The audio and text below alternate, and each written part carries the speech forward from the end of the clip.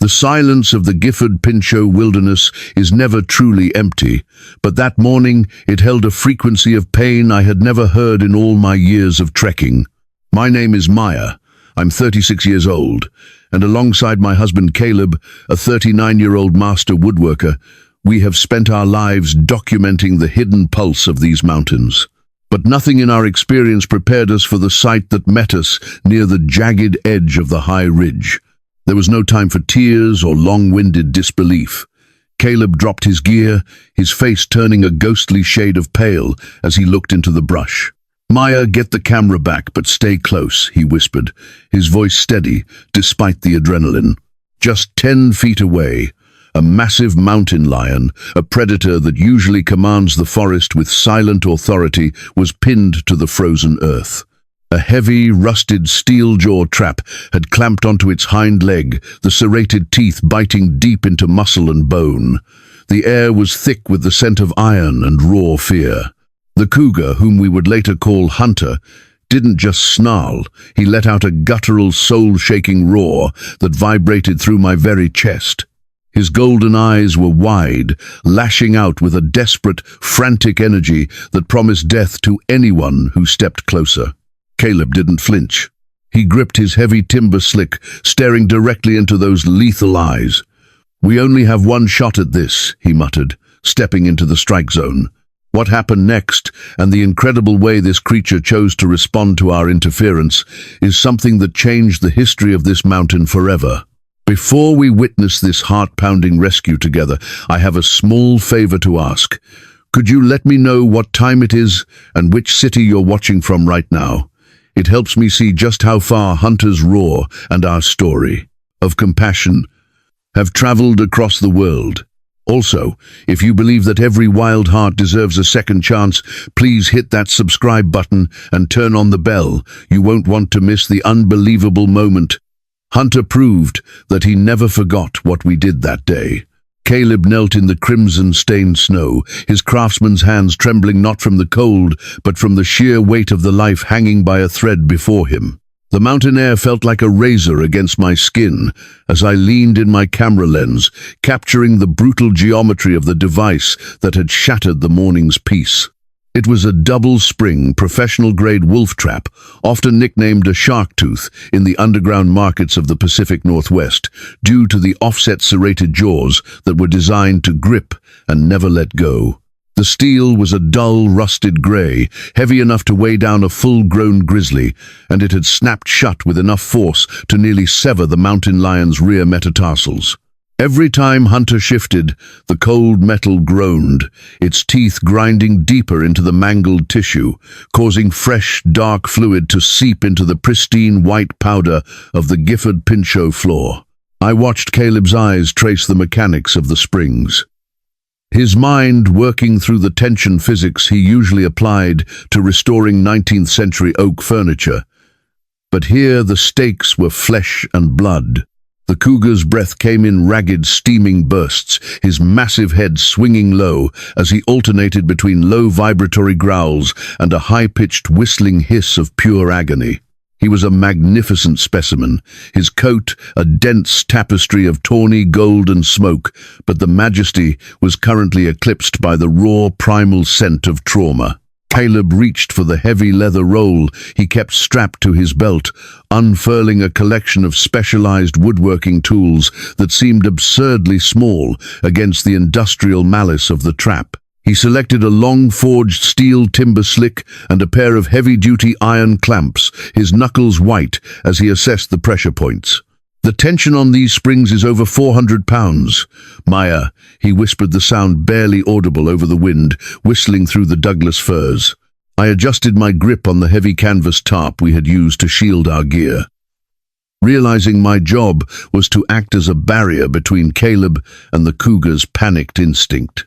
The trap was anchored to a massive fallen cedar by a thick aircraft cable, leaving Hunter with only a 3-foot radius of movement, a confined space that made the animal even more volatile. Caleb moved with a deliberate, slow-motion grace, avoiding any sudden gestures that might trigger a defensive strike from those lethal front claws. He slid the flat edge of the timber slick toward the primary spring, his jaw set in a hard line of concentration that I had only seen when he was working on the most delicate of restorations. The cougar's ears pinned back flat against his skull, eyes wide and flickering, with a mixture of confusion and predatory defiance as the metal tool made contact with the trap.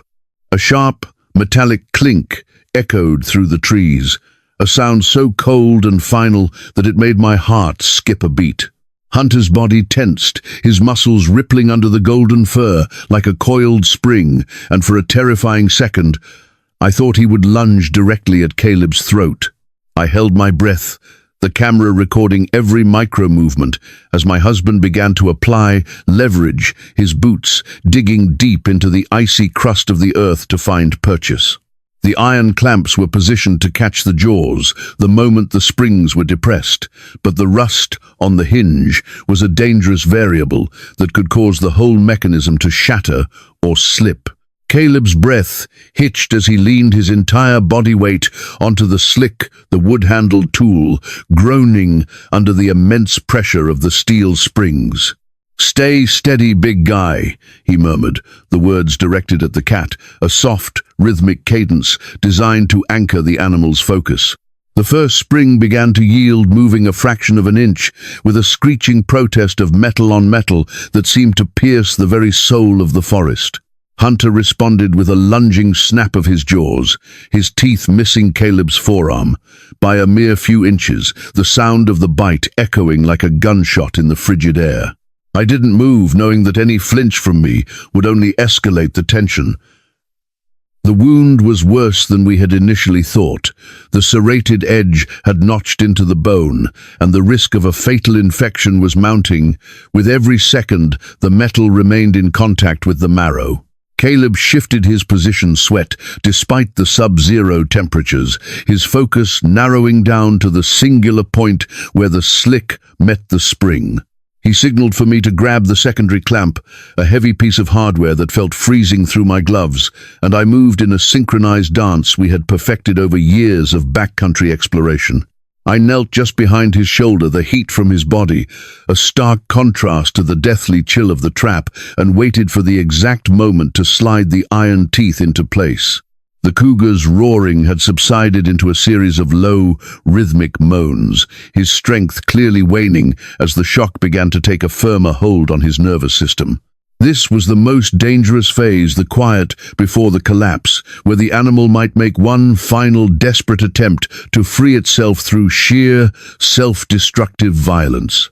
Caleb gave a sharp nod, and with a grunt of exertion, he forced the primary spring down far enough for me to lock the clamp, the metal teeth of the hardware biting into the trap's frame with a satisfying thud. One side was neutralized, but the second spring was bent at an awkward angle, likely damaged when the cat had initially fought against the capture. This was the moment where the craftsman's intuition became our only lifeline.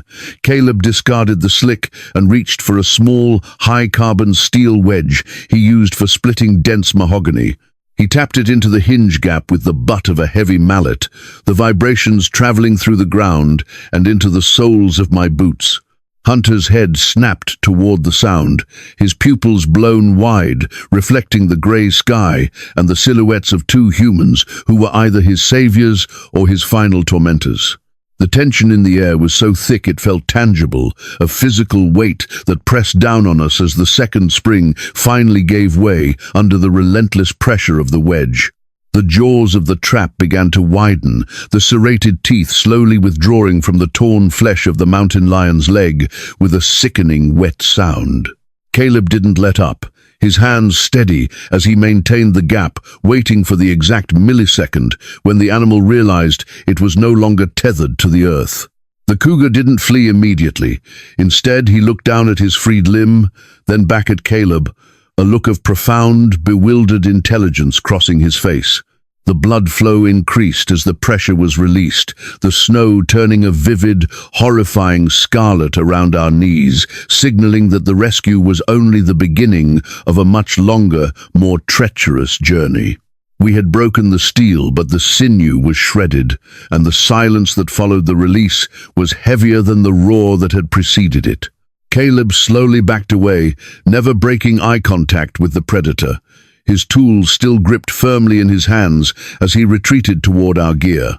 The forest seemed to hold its breath, the Douglas firs standing like silent sentinels over the scene of the struggle, and for a moment the only sound was the distant, haunting cry of a hawk circling the high ridge. We were deep in the heart of the Gifford Pinchot, miles from any road, with a wounded king of the forest at our feet and the growing certainty that we were no longer alone in these woods.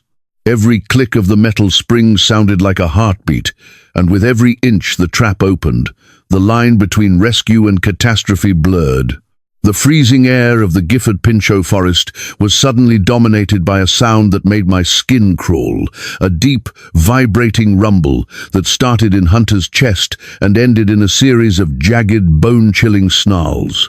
As Caleb applied more pressure to the iron wedge, the mountain lion's primal instinct to fight for his life surged with terrifying renewed energy, his massive body twisting in a frantic attempt to break free from the steel teeth that still held a stubborn grip on his shattered limb. Caleb's face was a mask of strained focus, sweat stinging his eyes as he struggled to maintain the precarious balance of the woodworking tools against the hundreds of pounds of mechanical tension. "Maya, I need you to move. Now he's going to shock himself into a heart attack. If he sees the metal moving," he shouted over the rising wind, his voice tight with the physical toll of holding the springs at bay.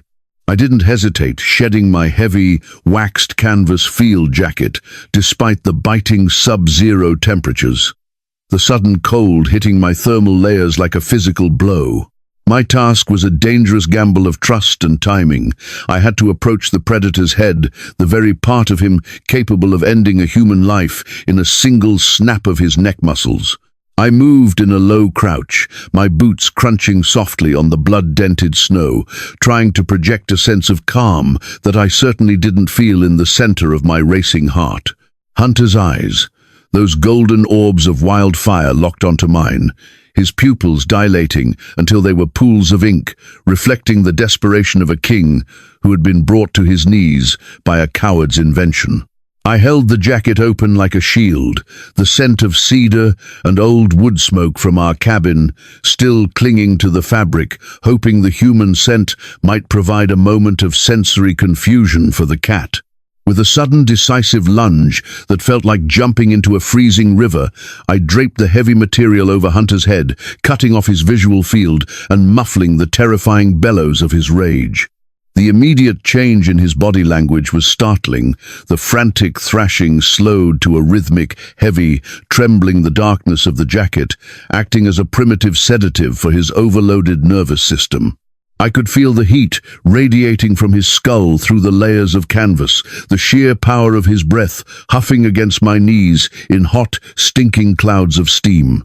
Below the shroud of the jacket, I pressed my gloved hands firmly but gently against the sides of his neck, feeling the thick, corded muscle and the thrumming pulse of a heart that was beating far too fast. "Hold him, Maya. Don't let him shake it off or we lose the leverage." Caleb grunted, his entire frame shaking as he forced the secondary spring to its absolute limit with the mallet and wedge. The metallic screech of the rusted hinges reached a fever pitch, a high-pitched scream of protesting iron that seemed to vibrate through the very marrow of my bones. I could hear the wet, tearing sound of the serrated teeth finally disengaging from the cougar's metatarsus bone, a sound so visceral it made my stomach churn with a wave of nausea. Every muscle in my arms ached as I pinned the mountain lion's head to the earth, the sheer weight of him pressing back against me with a force that felt like trying to hold down a living earthquake. Caleb reached for the final locking pin, his fingers stained dark with the oil from the trap and the lifeblood of the animal, his movements becoming a blur of frantic precision. "Almost there, just a few more seconds of tension," he whispered, though the words were likely more for his own sanity than for mine or the cat's.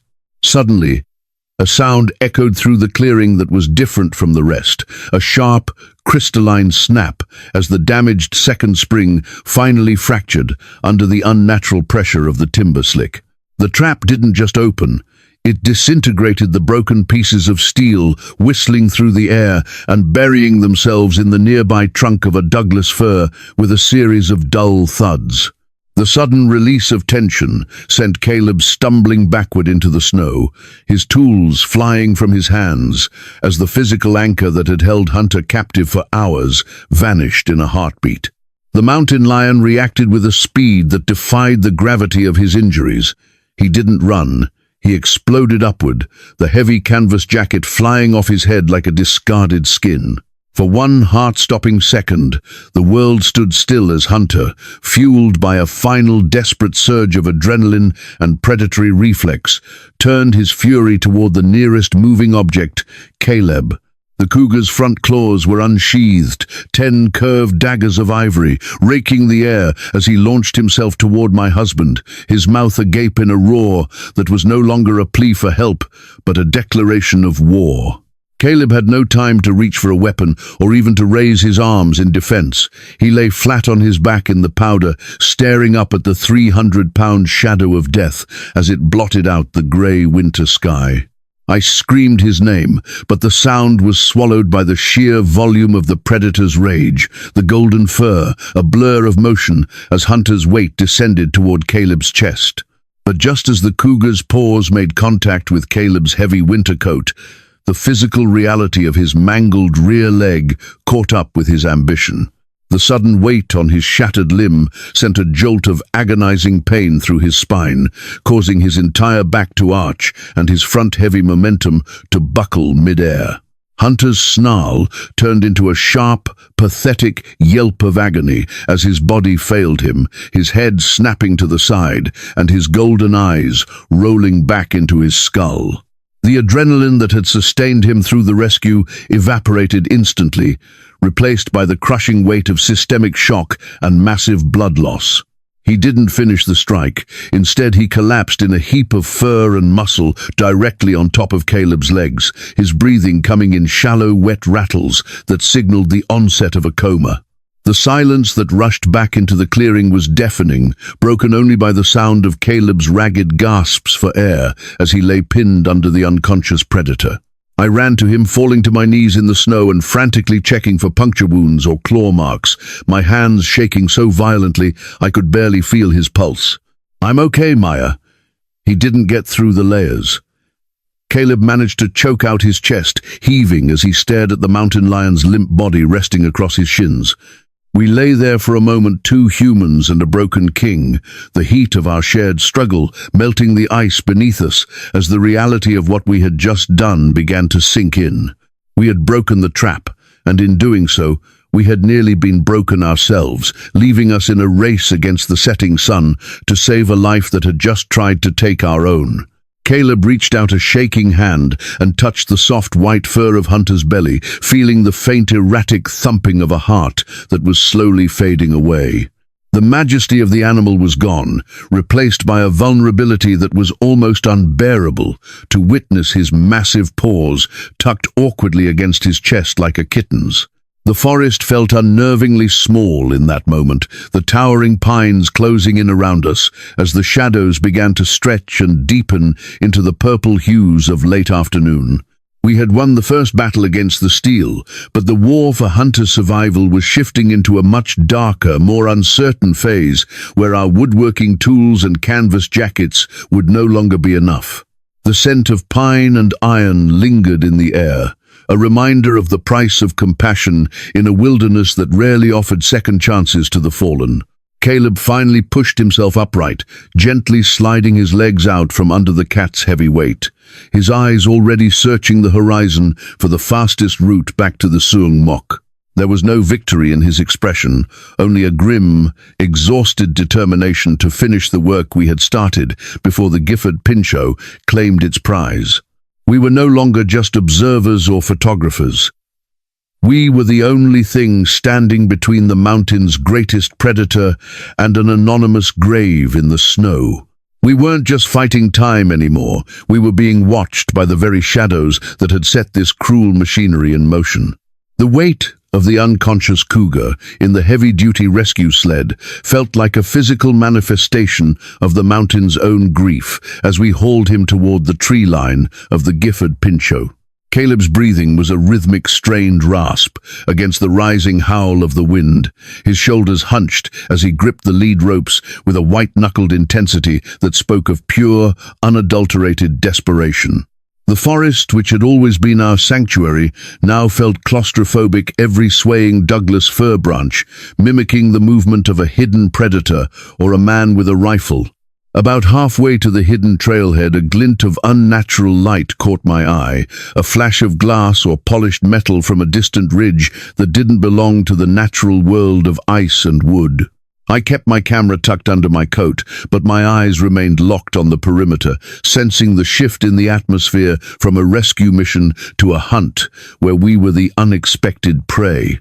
There were boot prints in the fresh powder that didn't match ours, heavy, aggressive lugs that had circled the area of the trap only an hour before we arrived, suggesting the Iron Fang poachers were nearby and likely furious that their prize was being interfered with. We reached the Zungmok, Caleb's secluded woodworking shop, just as the last of the bruised purple light drained from the sky, the skeletal silhouettes of the mountains closing in like the walls of a fortress. Inside, the air smelled of dry sawdust, linseed oil, and the lingering warmth of a dying fire, a stark contrast to the deathly chill of the animal now resting on a thick layer of moving blankets in the center of the floor. Hunter's heartbeat was a faint, erratic stutter under his tawny fur, his breathing so shallow that I had to place my hand against his ribs every few minutes just to confirm he was still with us. Caleb immediately moved to the back of the shop, his fingers flying over the keypad of his old satellite phone to make a call that could cost us our anonymity and perhaps our safety. We needed professional help, but we couldn't go to the authorities yet, not with the local poachers, likely having eyes on the main roads and ears in the local sheriff's office. I watched him whisper into the receiver, his voice tight as he reached out to Dr. Silas Vaughan, an old friend and a reclusive veterinarian known for his work with high-stakes wildlife rehabilitation and his absolute discretion. Silas was a man who lived by a strict code of ethics that prioritized the patient over the paperwork, a trait that made him the only person on earth we could trust with a 300-pound mountain lion in the middle of the night. He's in systemic shock, Silas. The blood loss is severe and the metatarsus is likely fragmented, Caleb stated, his eyes never leaving the limp form of the predator on the floor. While he coordinated the arrival, I began the grim task of preparing the workspace, clearing away piles of aromatic cedar shavings to make room for medical equipment that had no business being in a carpenter's shop. I draped heavy blackout curtains over the high windows, ensuring that not a single sliver of light would escape to alert anyone in the valley that something unusual was happening inside the Reed residence. The silence in the shop was thick and oppressive, broken only by the occasional pop of a cooling wood stove and the frantic rhythmic ticking of the wall clock. About 40 minutes later, the low rumble of a modified truck echoed through the mist, its headlights extinguished long before it reached our gravel driveway. Dr. Silas Vaughan stepped out of the shadows, a tall, weathered man in his late 50s with a surgical kit in one hand and a portable oxygen concentrator in the other. He didn't waste time with greetings or pleasantries, moving toward Hunter with a clinical efficiency that immediately lowered the ambient anxiety in the room. "Keep the lanterns low, Maya. I don't want any shadows dancing on the walls if those bastards are lurking in the pines," Silas muttered as he knelt beside the cougar, his hands already searching for a vein to start a life-saving infusion of warmed fluids. We moved in a practiced, silent choreography, Caleb acting as the surgical assistant, while I held the small, focused LED task lights that illuminated only the necessary field of operation. The trauma to Hunter's leg was revealed in agonizing detail under the white light, the jagged notches where the steel had bitten into the bone, and the deep, darkened hematomas that threatened to necrotize if not drained immediately. Silas worked with a grim intensity, his brow furrowed as he debrided the wound, the sound of metal instruments clinking against glass trays, the only accompaniment to the cougar's labored gasps. Every few minutes, a branch would scrape against the exterior cedar siding, and Caleb's hand would instinctively drift toward the heavy iron pry bar he had placed near the door. The fog had rolled in thick from the valley, a white, impenetrable wall that hid the Suungmok from the world, but also gave the Iron Fang crew a perfect cloak to move closer to our perimeter. We were operating in a bubble of desperate hope, a sanctuary of sawdust and medicine where the line between the domestic and the wild had completely evaporated. Silas's hands were steady as he began the delicate process of suturing the torn vasculature, his sutures moving with the same precision Caleb used when joining a dovetail on a custom cabinet. He's strong, but the trauma to the marrow is the real enemy here. We need to stabilize the pressure before he wakes up, or the pain will kill him before the infection does, Silas explained in a low, gravelly whisper. I adjusted the light, my eyes stinging from the fumes of the antiseptic and the sheer exhaustion of the day, yet my focus remained unshakable. In the corner of the shop, the shadows seemed to lengthen and pulse, the mist pressing against the window panes like a living entity trying to gain entry. I thought about the men who had set that trap, the kind of cold, calculated greed that would leave such a magnificent creature to rot in the snow for a few $1,000s in black market pelt value. The contrast between Silas's healing hands and the industrial malice of the trap was a bitter pill to swallow, a reminder of the duality of the human spirit in its interaction with the natural world. As the midnight hour passed, the surgery shifted from crisis management to a stable holding pattern, the rhythmic hiss of the oxygen concentrator providing a new artificial heartbeat for the king of the Gifford Pinchot. Caleb checked the perimeter one last time through a small gap in the curtains, his face grim as he reported seeing a pair of distant, flickering red lights, likely the taillights of an ATV, moving slowly along the old logging road that bordered our property. They were searching for their lost asset, and it was only a matter of time before their search narrowed down to the only occupied structure within 10 miles of the trap site. Silas finished the final layer of closures and began packing his kit, his eyes reflecting a deep, weary respect for the animal he had just fought to bring back from the brink. I've done all I can with what's in this bag, Caleb. The rest is up to his will and the silence of this shop, the vet said, his voice heavy with the weight of the unknown. We stood together in the dim light, 3 humans, bound by a secret that could destroy our peaceful lives, watching over a predator whose very presence in our home was a defiance of every rule of the wilderness. The mist outside was a silent witness to our pact, a cold white shroud that covered the blood in the snow and the tracks leading back to our door. Hunter's tail gave a small involuntary twitch, the first sign of returning neurological function, and for the first time since the morning, I felt a flicker of something that resembled triumph. But as Caleb locked the heavy oak door and slid the iron bolt into place, the sound of a distant metallic click from the woods reminded us that the Iron Fang was not done with us, and the night was far from over. Recovery didn't happen in the light of day, but in the slow, rhythmic breathing of a wild heart, learning to trust the hands that had broken its chains. The first few days inside the temporary quarantine area Caleb had constructed at the back of our woodworking shop were defined by a heavy, suffocating tension that seemed to vibrate through the very floorboards. Hunter had regained consciousness shortly after Dr. Silas Vaughan departed into the midnight mist, but the creature that woke up was not the majestic predator we had seen on the ridge. He was a broken king, trapped in a cycle of fever and defensive fury.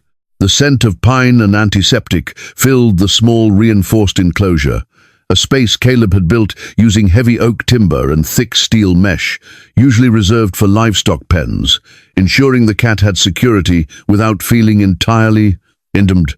Every time I approached with a tray of fresh water or a small portion of raw elk meat, Hunter's response was a low, guttural warning that made the hair on my arm stand up, a sound that echoed the industrial trauma of the trap.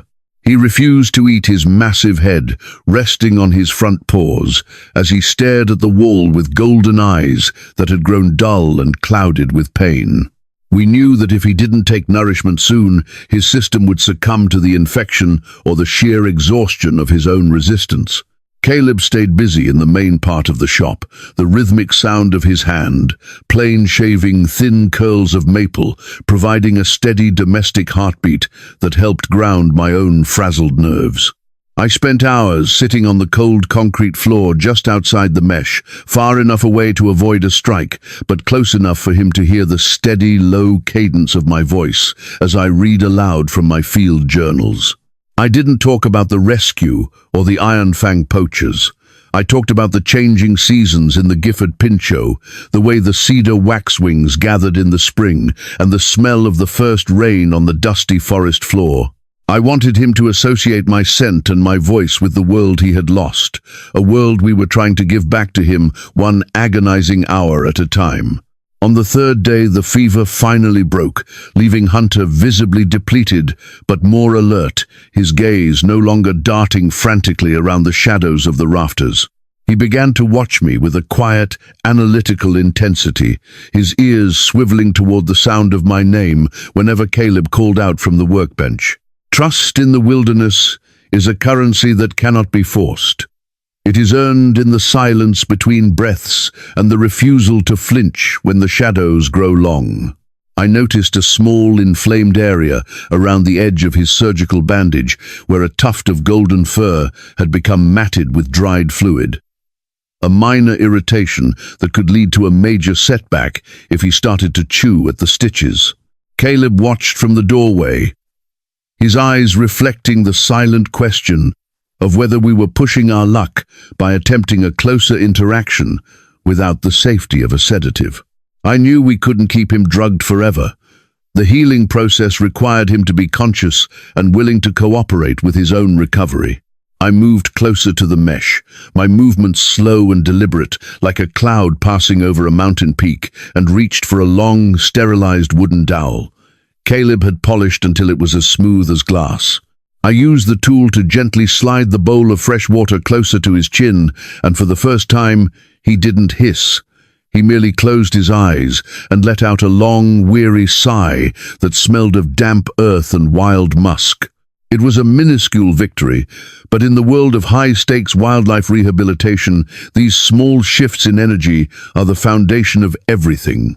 By the fifth night, a heavy snowstorm had returned to the valley, the wind rattling the cedar siding of the shop and making the lanterns flicker with a ghostly light. Hunter was restless, his tail twitching against the moving blankets as he struggled to find a comfortable position for his heavily bandaged leg. I sat down beside the mesh, my back against the oak frame, and started to hum, a low, wordless melody that my grandmother used to sing when the winter nights grew too long. The cougar shifted his weight, dragging his injured limb across the floor with a soft, rhythmic scrape until he was leaning his flank directly against the metal barrier, only inches from where I sat. I could feel the heat of his body radiating through the mesh, a primal, untamed warmth that made my own heart beat in a different rhythm. This was the moment of reckoning the thin bridge between the domestic and the wild that we had been building for nearly a week. I slowly pulled my hand from the pocket of my heavy wool sweater, my fingers tingling from the cold and the sheer adrenaline of the proximity. Caleb stopped his work, the silence in the shop becoming absolute as he watched from across the room, his hand resting on the hilt of his carving knife. Just in case. I didn't use the wooden dowel this time. I reached out with my bare hand, sliding my fingers through the gaps in the steel mesh toward the edge of the white surgical gauze that wrapped his metatarsus. Hunter's ears didn't pin back, and his lip didn't curl to reveal those ivory daggers. He simply watched me, his golden pupils widening in the dim amber light of the shop. I hesitated for a fraction of a second, the memory of the roar on the ridge flashing through my mind like a warning. But then I felt a strange, inexplicable calm wash over me. I pressed my fingertips against the edge of the bandage, expecting a strike or a snarl, but instead I felt the coarse, dense texture of his fur and the steady, powerful throb of his pulse under the skin. He didn't move. He didn't even flinch. He let out another one of those long, ragged sighs, and for the first time he rested his massive head on the floor right next to my hand. The weight of his trust was heavier than any oak timber Caleb had ever worked, with a profound and terrifying responsibility that made my eyes sting with unshed tears. I gently cleared away the matted fur near the bandage, my touch as light as a falling leaf, and Hunter closed his eyes, his breathing finally falling into a deep restorative rhythm. We had spent so much of our lives photographing the wild from a distance, capturing the majesty of predators through long-range lenses and hidden trail cameras, but this was different. This was a fragile alliance, born of mutual desperation and the shared experience of a winter that had tried to claim us all. As I sat there in the shadows of the woodworking shop with the king of the Gifford Pinchot resting his weary head near my fingers, I realized that the boundaries we draw between ourselves and the natural world are far more porous than we care to admit. Caleb finally exhaled a long, shaky breath of relief and returned to his bench, the soft rasp of his sandpaper a lullaby for the cougar. The Iron Fang poachers were still out there in the mist, and the law was still miles away, but inside these walls, a miracle of connection was taking place. We were no longer just a carpenter and a researcher who had stumbled upon a tragedy. We were the guardians of a wild heart that was slowly remembering how to beat without the rhythm of fear.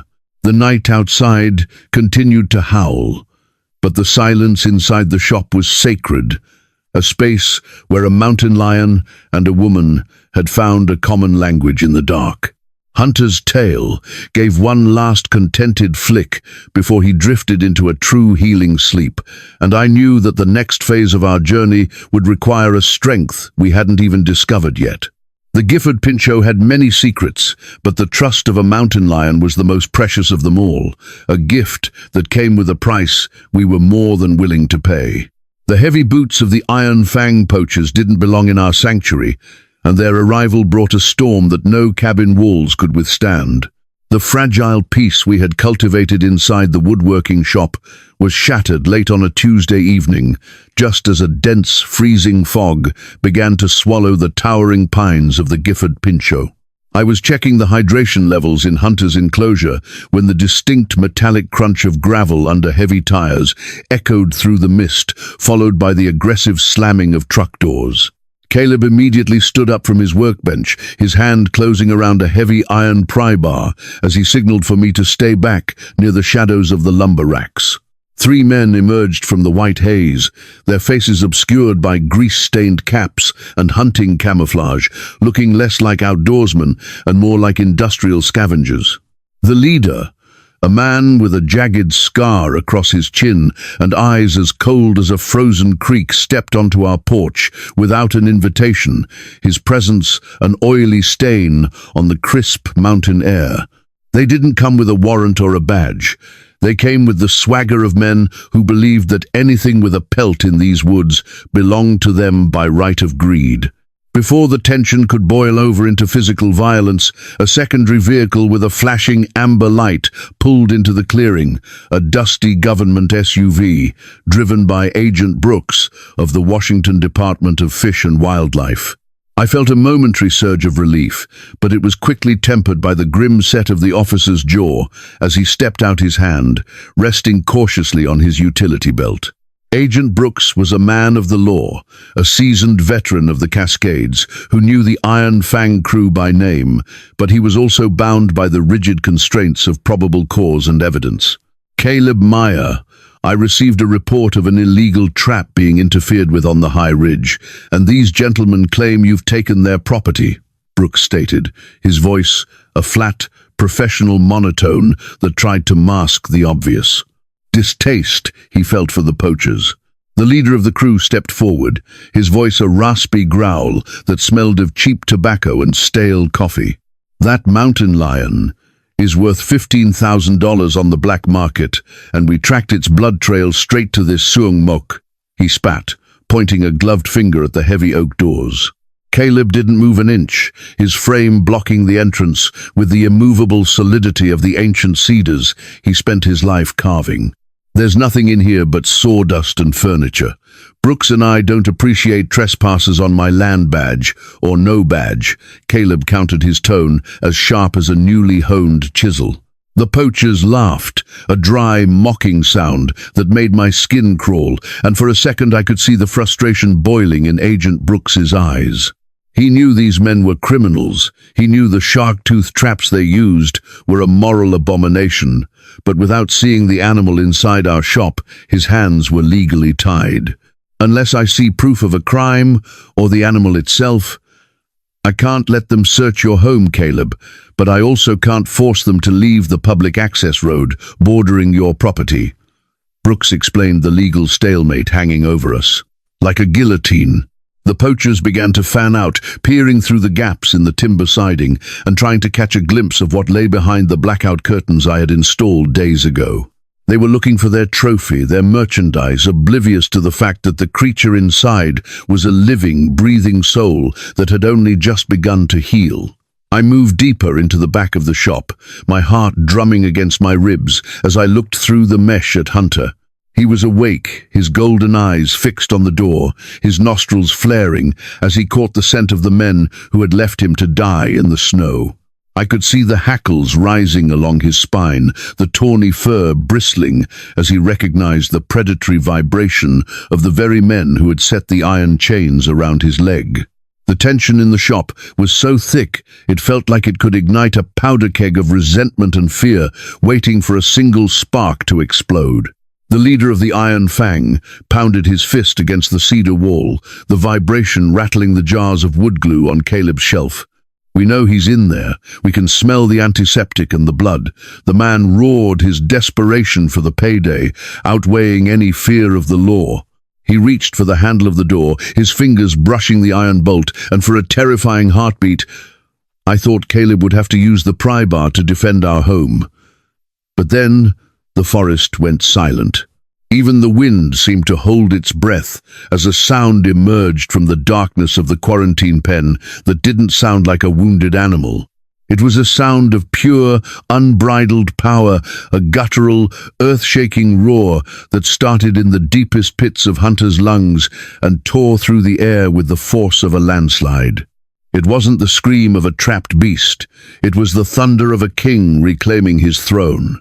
The sound was so loud it vibrated the glass in the windows and sent a visible shudder through the poachers standing on the porch. Hunter stepped forward into the sliver of light, his massive paws silent on the moving blankets, his head lowered as he let out a second, even more terrifying bellow that echoed off the mountainsides. This wasn't just a vocalization, it was a physical wall of sound, a declaration of protection for the two humans who had stood by him in the dark.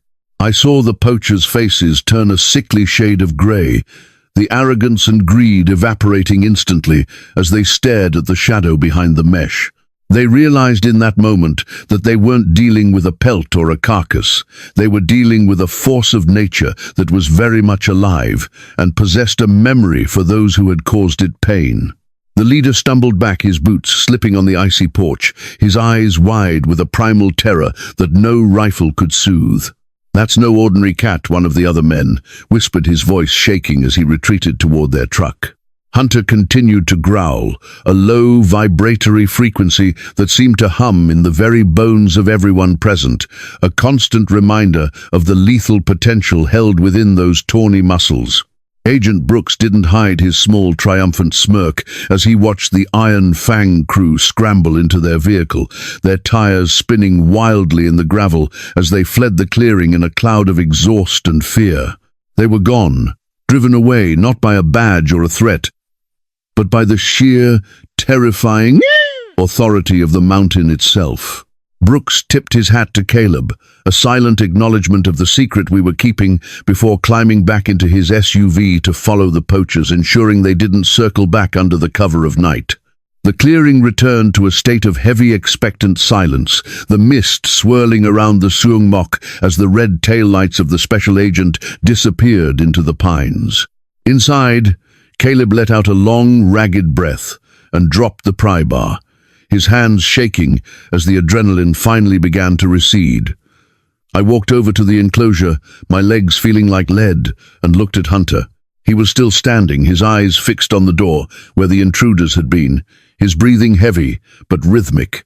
He turned his head toward me, the golden fire in his gaze, softening just a fraction, a silent confirmation that the alliance we had forged was now etched in stone. He had protected us just as we had protected him, bridging the gap between our worlds with a roar that had saved our home. The Iron Fang was defeated for now, but the encounter had exposed the vulnerability of our sanctuary and the growing danger of the path we had chosen. We knew that Agent Brooks wouldn't be able to keep them away forever without hard evidence of their crimes, and the risk of keeping a mountain lion in a residential shop was becoming a legal and physical ticking time bomb. But as I watched Hunter finally lie back down, resting his chin on his paws while keeping his ears swiveled toward the forest, I realized that the value of his life could never be measured in thousands of dollars. It was measured in the trust that now filled the room, a trust that had been tested by fire and steel and had emerged stronger than ever.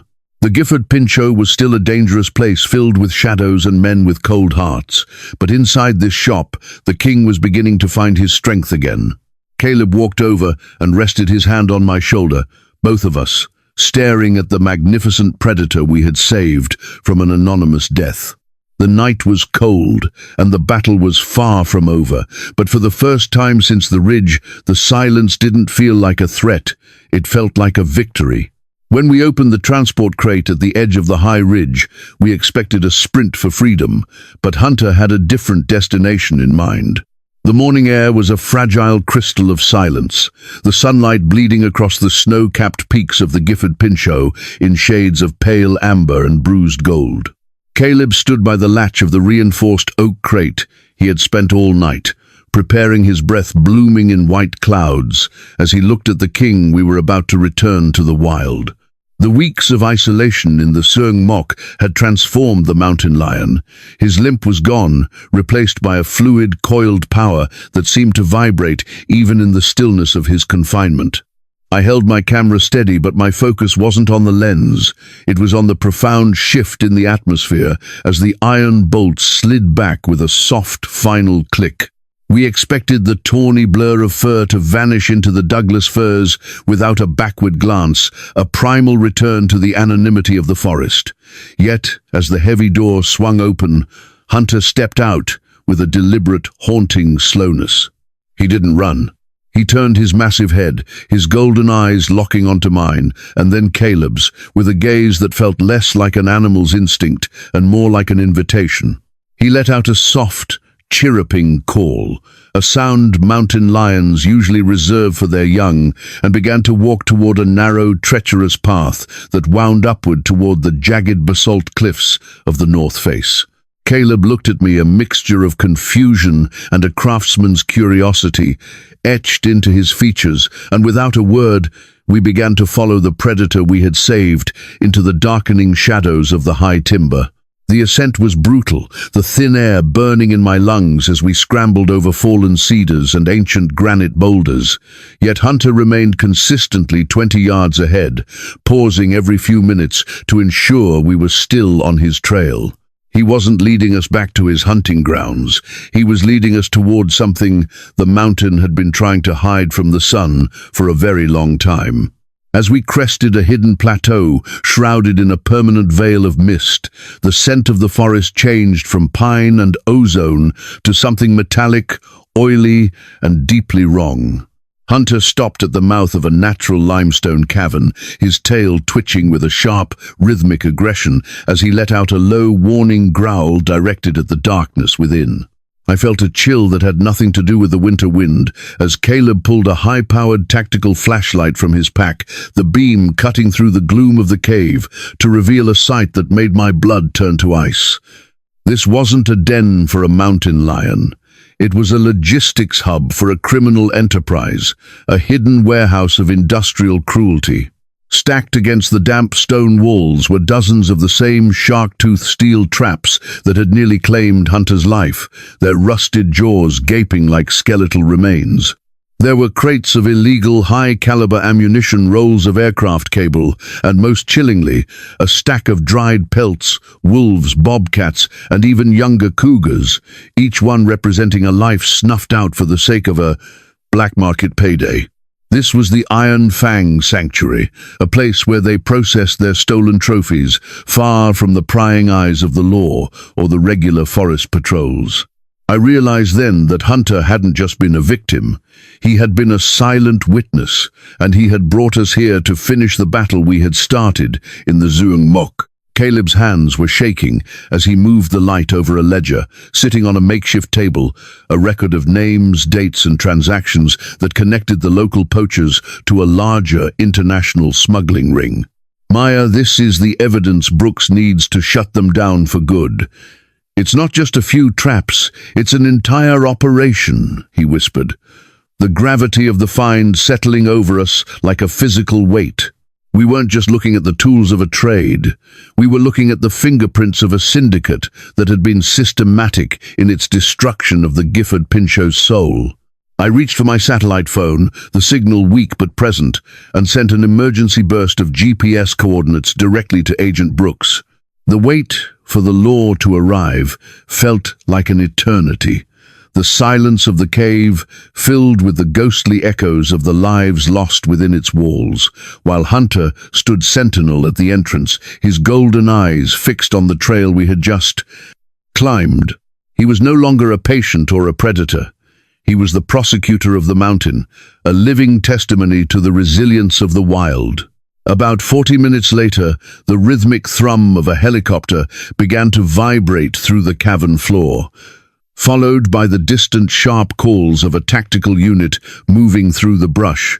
Agent Brooks was the first to enter, his rifle lowered, but his eyes wide as he took in the sheer scale of the discovery, the white light of his own torch reflecting off the piles of illegal hardware. I've been looking for this location for 5 years, Caleb. We knew they were operating in this quadrant, but we never found the hub, Brooks said, his voice thick with a mixture of professional triumph and personal relief.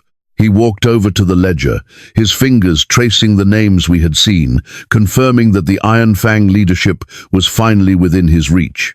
The evidence was overwhelming: fingerprints on the ammunition crates, GPS logs from their ATVs, and the physical presence of the prohibited traps that were illegal in every state in the Pacific Northwest. While the federal agents began the methodical process of documenting and seizing the cache, I walked back out to the sunlit plateau to find Hunter. He was sitting on a high granite outcrop, his tawny coat glowing like polished bronze against the deep blue of the sky, watching the activity below with a detached, regal calm. He had done what no human tracker could have achieved. He had used the bond of his rescue to lead the law directly to the heart of the rot. The Iron Fang would be dismantled, their members, facing federal charges and fines that would total well over $300,000. But the true victory was the restoration of justice to the mountainside. Brooks stepped out of the cave, looking up at the cougar with a deep, newfound respect that transcended his role as an enforcement officer. He knew Caleb. He knew exactly what he was doing, the agent muttered, tipping his head toward the predator who had become our most unlikely informant. Caleb walked over to the base of the outcrop, his eyes misty as he looked up at the creature we had cared for in the shadows of our shop. There was no need for a goodbye or a touch. The understanding between them was complete, a circle of compassion that had started with a broken leg and ended with the liberation of a forest. Hunter stood up, stretching his powerful limbs, the muscles in his hind leg rippling with a strength that was a testament to Silas Vaughn's surgical skill and Maya's unwavering care. He let out one final resonant roar, a sound that echoed off the cliffs and carried all the way down to the valley floor, signaling to every creature in the Gifford Pinchot that the balance had been restored. And then, with a fluid, effortless leap, he vanished into the dense thicket of Douglas firs, moving with the speed and silence that was his birthright. He didn't look back this time, because he didn't have to. The debt was paid, the evidence was secured, and the mountain was his once again.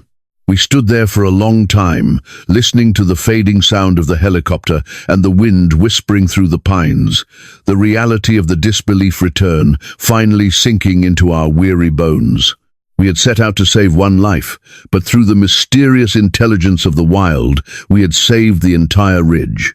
The Iron Fang was a shadow that had been chased away by the light of a single courageous heart, and as we began our own descent back to the Suangmok, I knew that the Gifford Pinchot would never look the same to us.